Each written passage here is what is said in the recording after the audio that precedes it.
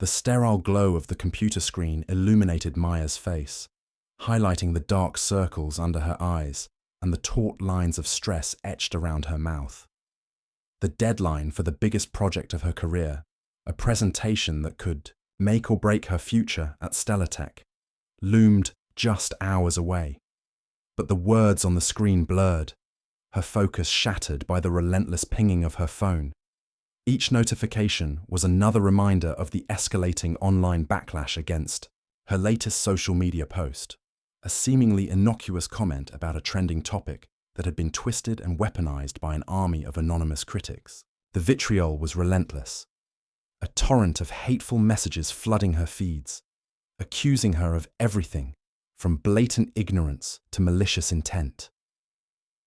A wave of nausea churned in Maya's stomach, a physical manifestation of the shame and anger that threatened to consume her.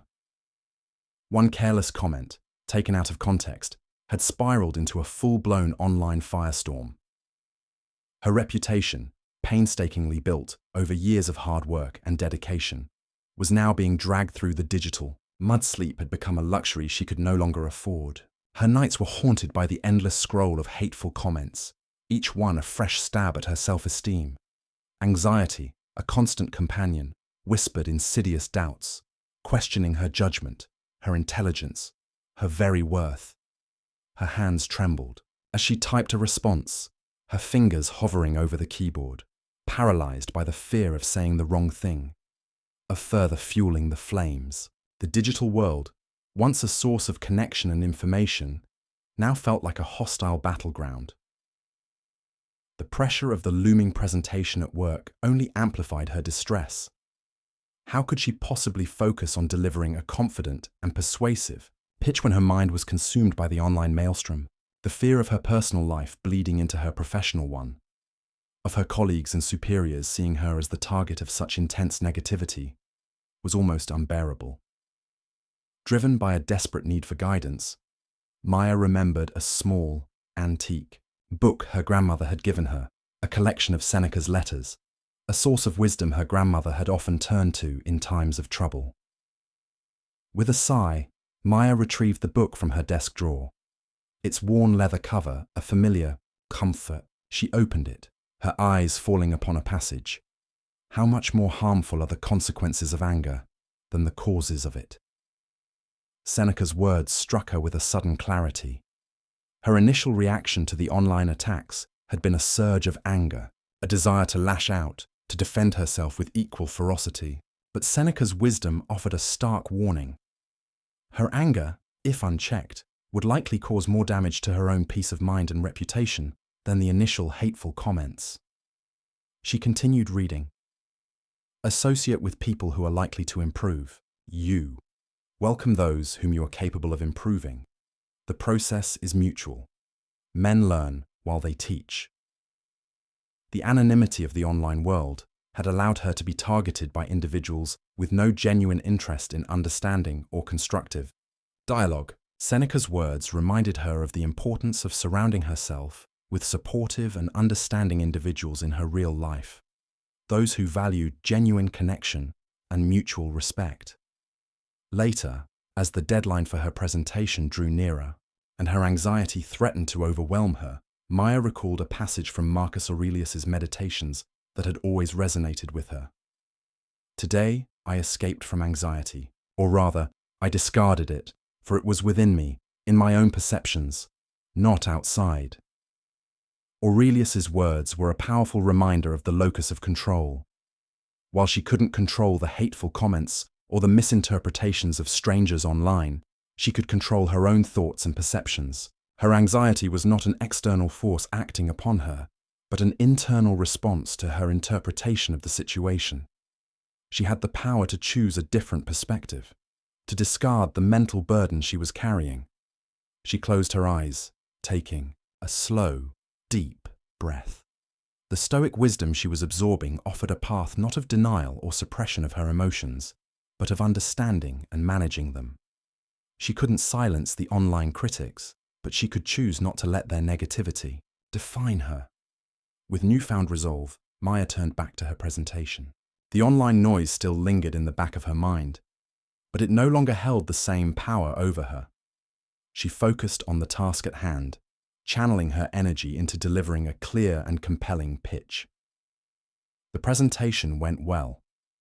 Her knowledge and preparation shone through, and the positive feedback from her colleagues and superiors helped to counteract the negativity swirling online. In the days and weeks that followed, Maya continued to grapple with the online backlash. But her approach had shifted. Drawing strength from the Stoic principles she had embraced, she chose not to engage with the hateful comments. She focused her energy on her work, her real-life relationships, and her own well-being. She sought out supportive friends and colleagues, finding solace in genuine connection. She practiced mindfulness, reminding herself to stay present and not be consumed by anxieties about the ever-shifting tides of online opinion. Eventually, the online storm began to subside, as fleeting and fickle as the digital winds that had stirred it up. Maya's reputation at work remained intact, her skills and contributions recognized. Reflecting on the intense stress and anxiety she had experienced, Maya recognized the profound impact of the ancient philosophy she had turned to. It hadn't magically erased the negativity, but it had provided a framework for navigating it with greater resilience, emotional intelligence, and a focus on what truly mattered, her inner peace and her real-world connections. The practical lesson Maya learned, and one that is increasingly relevant in our hyper-connected world, is this.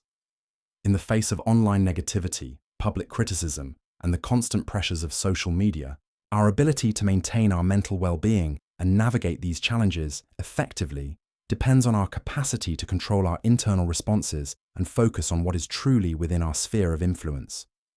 The wisdom of Stoicism, as exemplified by Marcus Aurelius and Seneca, offers invaluable guidance in such situations. Recognize the nature of external opinions. Understand that the opinions of others, especially strangers online, are often beyond your control and may not reflect your true worth or intentions. Avoid seeking validation or being overly swayed by external judgment. Focus on your inner citadel.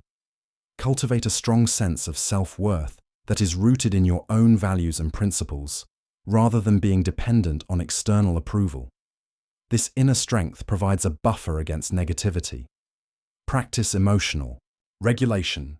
Learn to observe your emotions, anger, anxiety, shame, without being consumed by them. Take a step back. Analyze the situation rationally and choose a thoughtful response rather than reacting impulsively. Prioritize real-world connections. Nurture meaningful relationships with supportive and understanding individuals in your offline life. These genuine connections provide a crucial anchor in the often turbulent waters of the digital world. Focus on what you can control. Direct your energy towards your actions, your work, and your immediate environment. Avoid getting drawn into unproductive online arguments or dwelling on negativity you cannot change.